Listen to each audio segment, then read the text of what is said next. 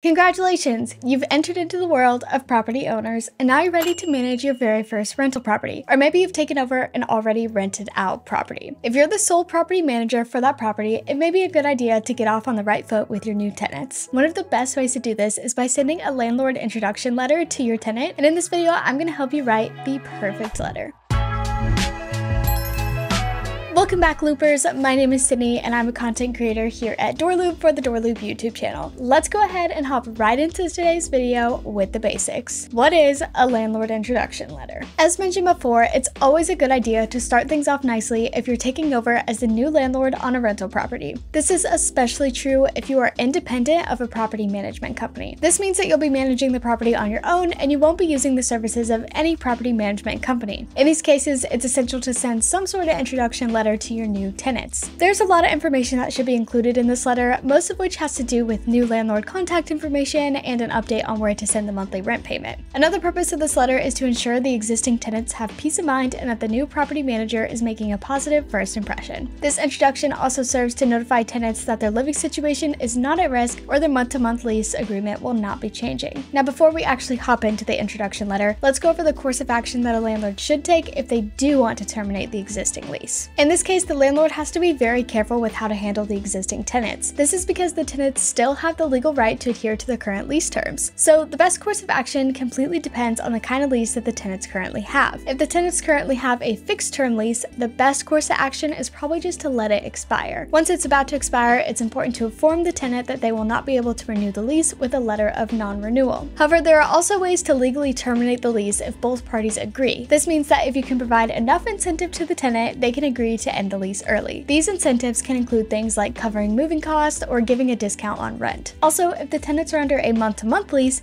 there are fewer protections on their lease. This means that it would be easier to terminate the lease early than it would be to terminate a yearly lease. The landlord must also refer to any local laws that dictate how evictions must be handled. This is because there are some states that prohibit certain types of evictions. Thus, an unlawful eviction can lead to a hefty lawsuit. So now let's get back into that introduction letter. So why should you even send a new landlord introduction letter, and what do you include in it? The most obvious reason is to introduce the new management. This is especially important if you're not a part of the same property management company as the previous landlord. In this section, you should also include your contact information that the tenant can use to contact you, including your phone number and an email address. This is essential because they must know who to contact with any questions or concerns about the property or their lease. Another very important reason to send out an introduction letter is to inform the tenants about where they will be sending their monthly rent. Since paying rent is what keeps landlords afloat, it's essential that the tenants are informed about where to send the rent payments. Also, if a landlord uses some sort of property management software like DoorLoop, it's important that the tenant knows that as well. This is because the landlord will commonly collect rent through this software, thus the tenant must know where and when to send the payments. One of the other reasons to send out a landlord introduction letter is to inform your tenants about the maintenance request system. Since the previous landlord may have had a different system for dealing with maintenance requests, it's important that the tenants know about your way. Also, it's good to allow the tenants to inform you about any pending maintenance requests. This way, the new landlord knows about what already needs to be done on the property and can begin to take care of them. Apart from providing your own contact information, you should also give the tenants an opportunity to provide their own contact information. For this reason, you should always include a tenant update form. This tenant information form allows the tenant to send in all relevant information about themselves and the property. This could include contact details, emergency contact details, employment information, and information about vehicles. If you're planning on conducting some sort of inspection on the property, it's important to include those details. You can include this section in the tenant update form in order to coordinate with the tenants. This way, apart from inspecting the property, you get a chance to get to know your renters personally and address any pressing concerns. When meeting them personally, it's also a great time to teach them about any property management software. You can lead the tenants through how to use the software and how to pay rent and submit maintenance requests. Another very important section to include in the landlord introduction letter covers information about the tenant's lease agreement. It's very important to verify information contained in the lease with the tenants. Some of the information that should be confirmed with the letter include names of the tenants, employment statuses, vehicle information for all the tenants, contact information. The terms of the lease agreement should also be confirmed, including monthly rent, appliance rent, any fees applicable, and the lease expiration date. It's essential that all this information is confirmed because it's very important in many situations. Once you've included all of this information in the letter, you are ready to send it out. And depending on your circumstances, you can either either mail this letter out to the tenants or hand it to them in person. Handing in the letter yourself can be a nice touch as you can quickly get to know your tenants face to face. If you want a free template of this letter, then go ahead and click the link in the description. In conclusion, providing a new landlord letter is a great way to get things started off with your new tenants. It also allows them to feel safe and secure about their living arrangements and also straightens out any possible issues. Thus, if you haven't already, make sure to write your tenants a nice letter. I promise you won't regret it. If this video helped you out, then make sure to give it a thumbs up. Also, make sure to check out this playlist for more tips and don't forget to subscribe. I'll see you guys in the next one.